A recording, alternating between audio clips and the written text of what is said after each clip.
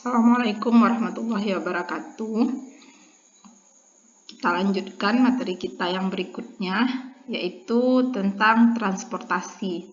Nah, transportasi ini adalah salah satu bentuk khusus dari programa linier.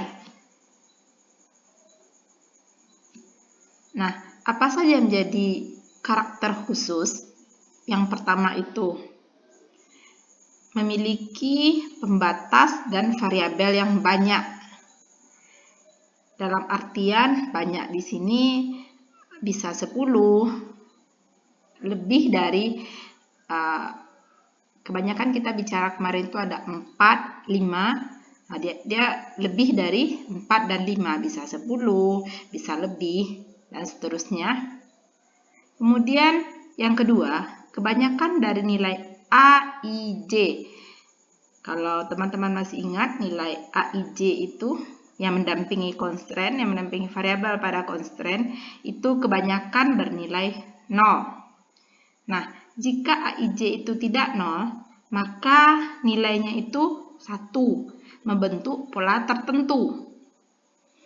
Apa saja bentuk khususnya? Yang pertama itu adalah transportasi yang akan kita bahas pada pertemuan kali ini. Kemudian ada transshipment. Dan yang terakhir adalah penugasan atau assignment.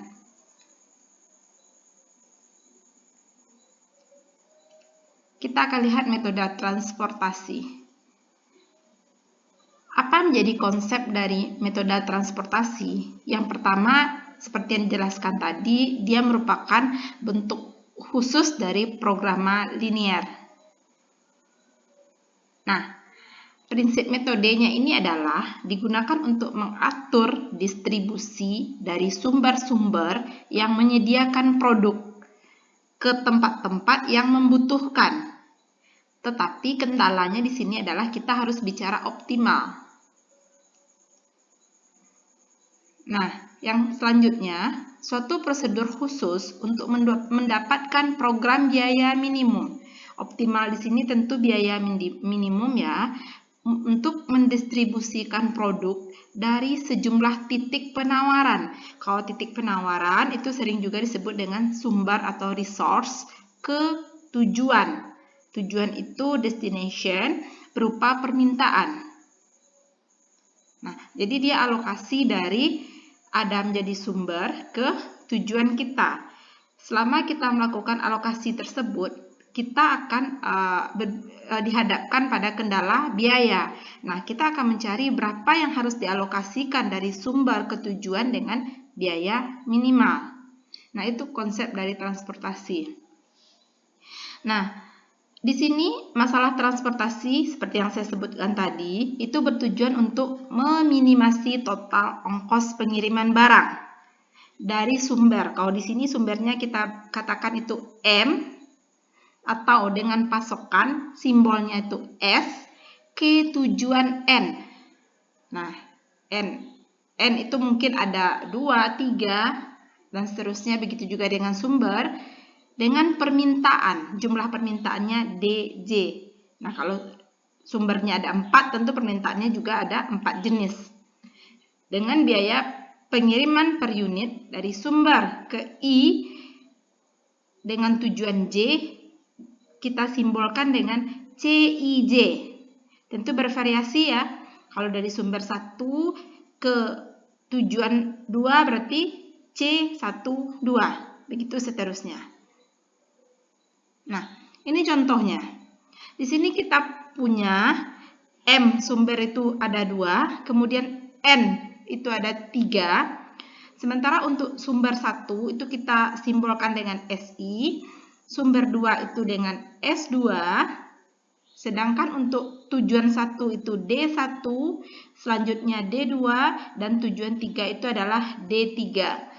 Kita akan alokasikan dari sumber 1 ke tujuan 1, di mana biayanya itu disimbolkan dengan C11.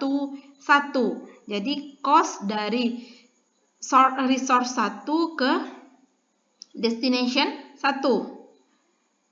Begitu juga kita ambil contoh lain, ini adalah C21, biaya dari resource 2 ke destination 1, C21, C22.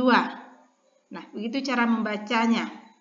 Nah, ini yang menjadi konsep dari transportasi. Kita akan memilih nanti berapa yang harus dialokasikan ke masing-masing jalur ini agar total cost yang didapat minimum. Nah, kasus-kasus ini biasanya juga terjadi pada distribusi produk ya, produk-produk tertentu yang akan mendistribusikan ke berbagai wilayah.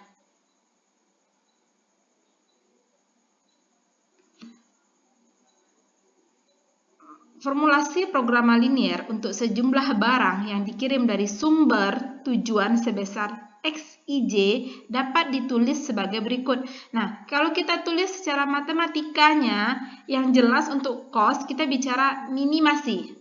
Ya, secara matematis kita dapat tulis sigma dari I, sigma dari J, J, XIJ. Kemudian untuk pembatasnya, seluruh nilai XIJ itu sama dengan resource. Ya. Kemudian seluruh nilai XIJ itu sama dengan tujuannya. Di mana XIJ itu adalah besar dari 0. Ya. Nah, ini harus menjadi perhatian kita. Yang paling penting adalah di sini semua sumber itu harus dialokasikan ke semua tujuan. Jadi dia tidak ada yang terlepas. Jadi harus sumber habis, tujuan harus terpenuhi. Begitu juga kalau kita lihat dari tujuan itu harus dipenuhi oleh seluruh sumber. Jadi bisa kita katakan kita bisa menyelesaikan masalah transportasi ini, kita katakan layak ketika apa? Ketika jumlah sumber itu sama match-nya dengan jumlah destination. Jadi kalau misalnya dia tidak matching, itu tidak dapat kita selesaikan. Bagaimana cara mematchingkan dalam kasus seperti ini? Kita pakai namanya dummy. Ya, mungkin konsep dummy itu sudah pernah dijelaskan sebelum UTS ya, seperti itu kira-kira. Kita masukkan dummy. Namun kita tidak bahas dalam kasus ini penggunaan dummy. Jadi kita asumsikan solusinya layak. Nah, ini pada contoh kasus kita memerlukan dummy di sini. Dimana kalau kita lihat jumlah pasokan itu berbeda dengan jumlah permintaan. Untuk kasus-kasus modal transportasi ini kita perlu dummy. Nah, ini contohnya.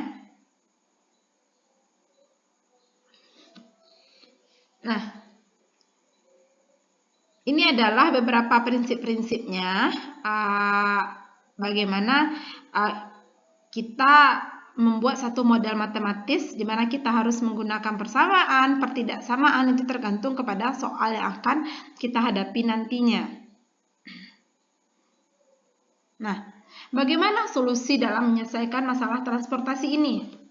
Masalah transportasi itu dapat diselesaikan dengan dua solusi. Ada tahapan, bukan dua solusi ya, ada dua tahapan. Saya jelaskan lagi, transportasi itu bisa diselesaikan dengan dua tahapan. Yang pertama, kita harus menentukan terlebih dahulu solusi layak awal atau yang kita kenal dengan initial feasible solution atau basic feasible solution. Jadi kita harus mencari dahulu BFS-nya itu apa. Nah, untuk menentukan BFS, ada 3 metode yang akan kita gunakan. Yang pertama, metode Northwest Corner atau yang lebih kita kenal dengan metode pojok barat laut. Yang kedua, metode minimum cost. Dan yang terakhir adalah metode Vogel approximation.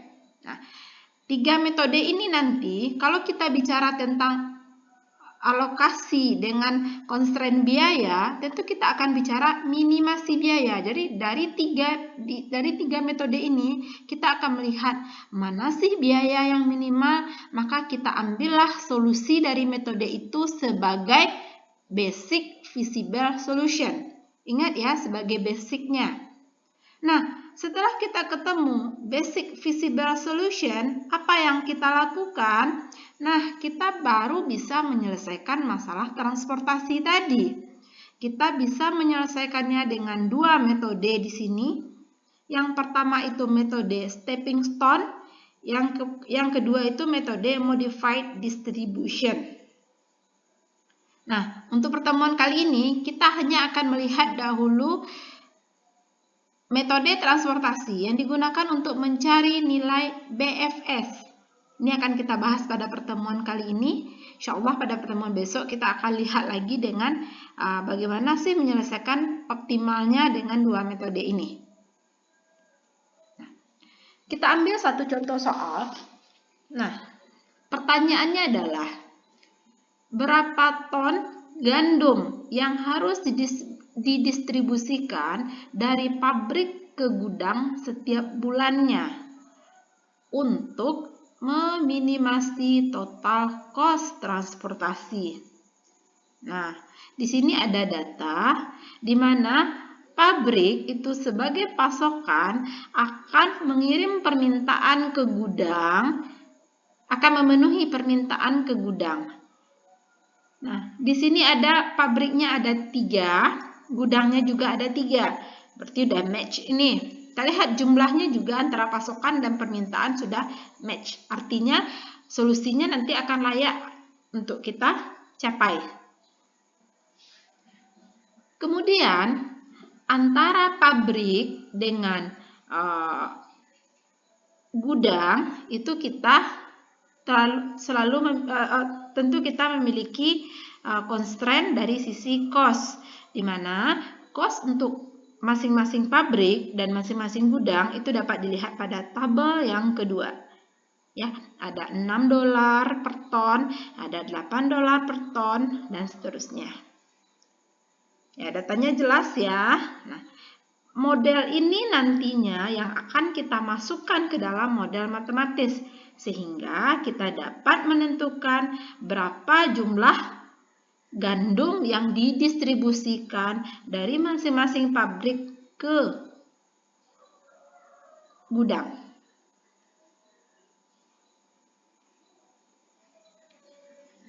Nah, kalau kita lihat rute jaringan distribusinya ini dari 3 pabrik ya, 1, 2, 3 ke gudang. Ada 3 gudang. XIJ itu jumlah gandum yang akan didistribusikan dari pabrik I ke gudang J. Jadi I-nya akan berjalan dari 1, 2, 3, sementara J akan berjalan dari A, B, C. Sehingga kalau kita urai, kita akan mencari minimasi Z sama dengan cost dari pabrik I menuju gudang A ditambah dengan cost dari pabrik X1, cost dari pabrik 1 ke gudang B ya, dan seterusnya. Kita akan cari minimasinya. Sementara tentu kita memiliki batasan. Apa batasan kita yang pertama? Yang pertama, untuk gudang sendiri, untuk pabrik ya, 1 itu kode pabrik. Untuk pabrik 1 sendiri, kita cuma punya pasokan maksimal itu adalah 150. Sementara untuk pabrik 2, kita cuma punya 175. Begitu juga dengan pabrik 3. Itu selesai untuk pasokan. Sekarang kita lihat permintaan. Untuk permintaan sendiri, pada gudang A, kita cuma bisa menampung 200. Ya, yang kode A. Untuk gudang B, kita juga hanya bisa maksimal menampung 100. Hal yang sama untuk gudang C. Nah, di mana untuk nilai XIJ itu besar sama dari 0. Jangan pernah lupa untuk nilai XIJ-nya itu harus besar sama dari 0. Nah, kita akan buat tabel transportasinya ya. Ini tabelnya. Ini dari pabrik tadi ke pasokan ya. Nah, dari pabrik ya. Ke gudang. Nah, dari pabriknya tadi ada 3. Gudangnya juga ada 3. Ini namanya. Kemudian dari pabrik 1 ke gudang A itu nilainya 6 tadi. Silahkan dilihat di soal. Cost-nya 6. Kita tulis seperti ini. Maaf. Nah, kita tulis seperti ini. Kemudian ini cost, ini cost, ini cost, ini cost, ini cost. Kemudian kita punya pasokan. Pasokan maksimal dari pabrik A itu 150, pabrik B itu 175, pabrik yang ketiga itu 275.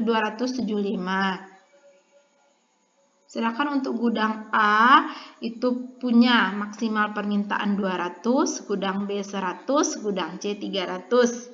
Nah, pasokan dan permintaan itu harus seimbang, di mana jumlahnya untuk soal kita adalah 600.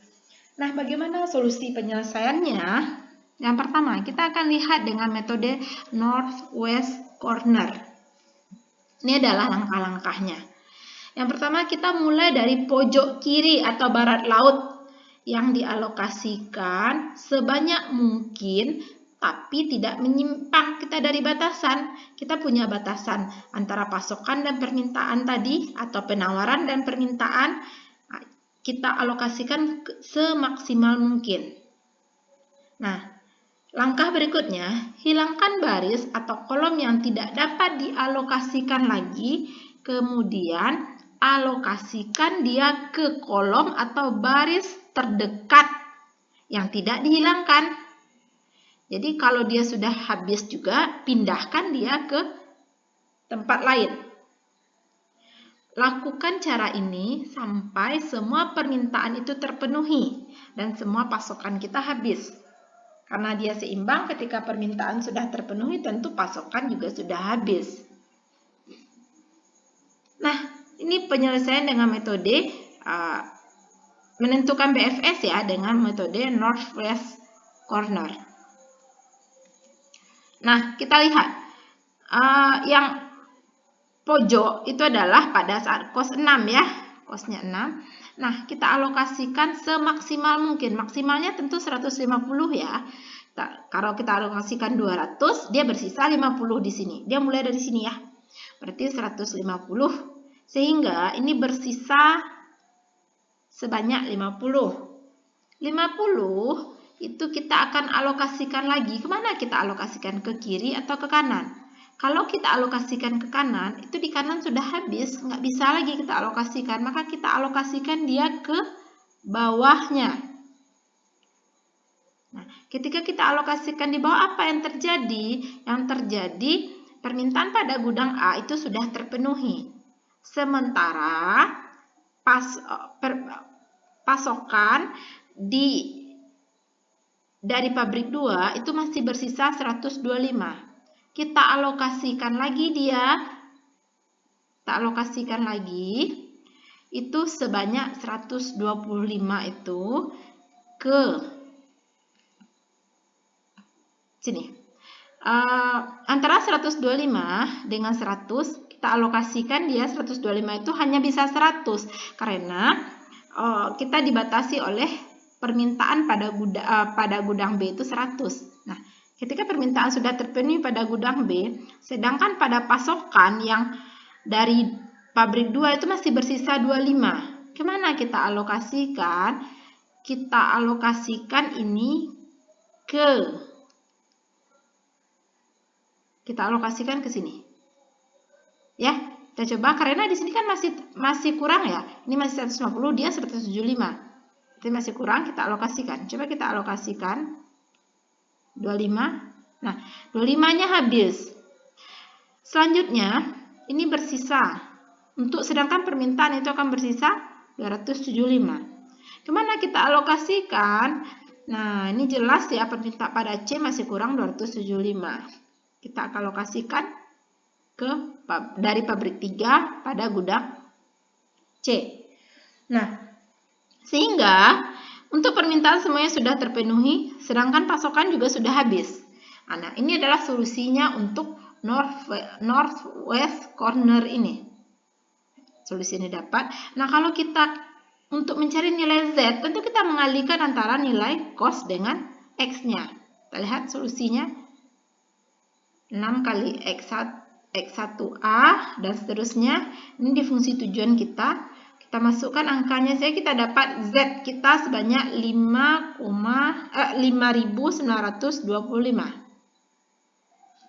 dolar. Nah, itu dengan metode northwest corner. Kita lanjutkan dengan metode minimum cost. Minimum cost, metode ini tidak jauh berbeda dengan metode pojok barat laut, hanya kita bergerak itu dengan biaya paling minimal. Kalau tadi kita selalu melihat pada sisi pojok barat laut, ya, bagian atas tabel. Nah, kalau di sini kita akan memulainya dari tabel kotak yang memiliki nilai paling minimal. Kemudian alokasikan, sesuaikan dengan penawaran dan permintaan. Hal yang sama kita lakukan. Oke, kita lihat caranya.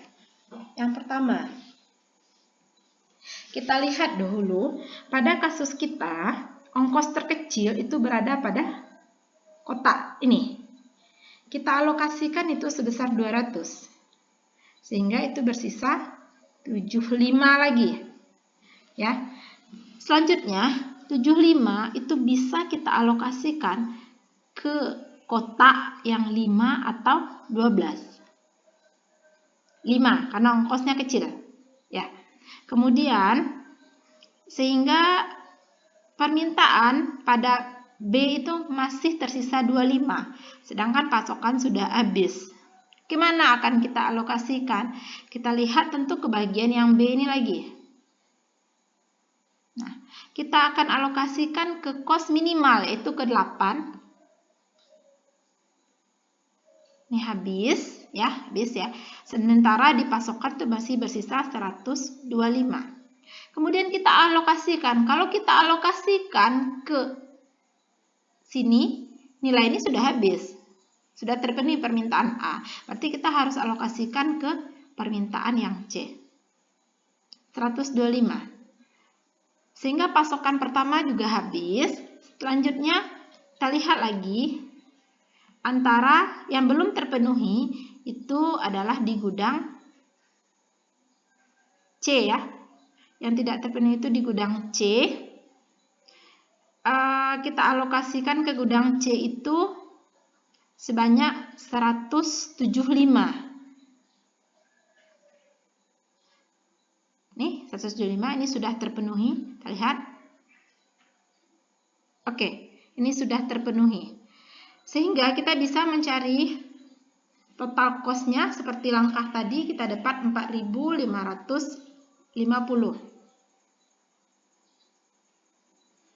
Nah, yang terakhir kita akan menggunakan metode Vogel approximation. Nah, ini berdasarkan nilai penalti. Kita harus menghitung terlebih dahulu nilai penalti untuk setiap baris dan kolom. Apa itu nilai penalti? Nilai penalti adalah selisih antara dua ongkos pengiriman terkecil pada baris dan kolom. Nah, kemudian kita pilih nilai yang memiliki penalti terbesar. Kemudian, tentukan variabel awal yang memiliki ongkos pengiriman terkecil pada baris tersebut.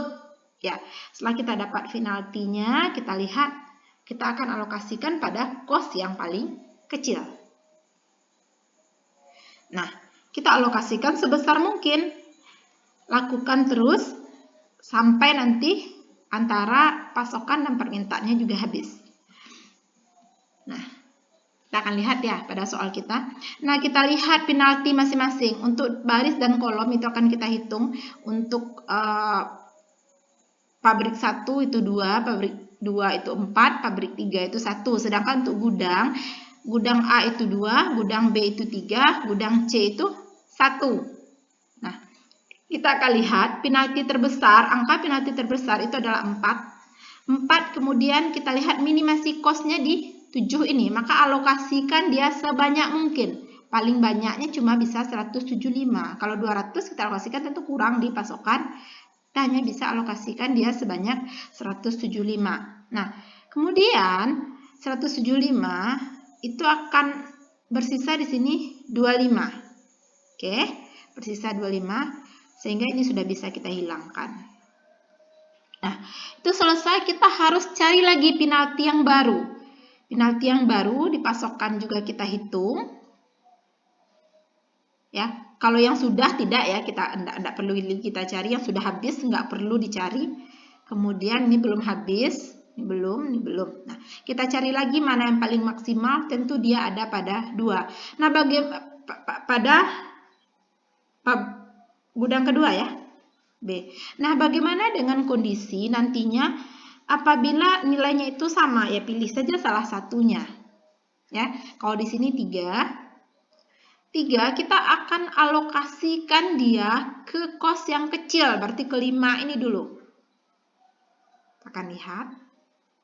Oke, 100 ya. Sementara di sini masih bersisa 175. Sehingga pada yang B-nya juga sudah bisa kita hilangkan lokasinya. Sudah habis. Selanjutnya kita akan cari penalti berikutnya. Ya, yang masih bersisa. Ini ada 8, kita akan alokasikan. Berapa akan kita alokasikan? Antara minimasi 4 dan 12. Nah, tentu kita akan alokasikan terlebih dahulu ke 4, karena dia lebih minimal. Nah, kita alokasikan ke 4, akan bersisa 175. Nah, pada kasus ini kita tidak perlu cari lagi penaltinya, karena kita bisa alokasikan semua. Ya, otomatis ini kita alokasikan sebanyak 150 karena ini bersisa 150. Nah, kalau kita sudah alokasikan itu 150, yang di atas ini 150 tinggal ini pasokan 150, tentu kita harus jadikan nilai ini 150 agar pasokan dan habis permintaan juga terpenuhi. Oke. Nah, kita lihat semua sudah dialokasikan, pasokan sudah habis, permintaan sudah terpenuhi. Nah, artinya kita sudah dapat mencari nilai dari metode Vogel ini. Oh, di sini metode minimum cost salah ya, ini diperbaiki saja, ini metode Vogel. Nah, sehingga kita dapat total cost-nya adalah nih, ini total cost-nya. Nah, kemudian kita bandingkan ketiga metode tadi. Mana yang memiliki ongkos minimal? Ongkos minimal yang paling kecil itu ternyata pada metode least cost, minimal cost. Ini ya, sehingga solusi tadilah yang akan kita lanjutkan untuk mencari solusi yang optimal dengan menggunakan dua metode tadi. Oke. Metode penyelesaian untuk solusi optimalnya akan kita lanjutkan pada pertemuan yang berikutnya.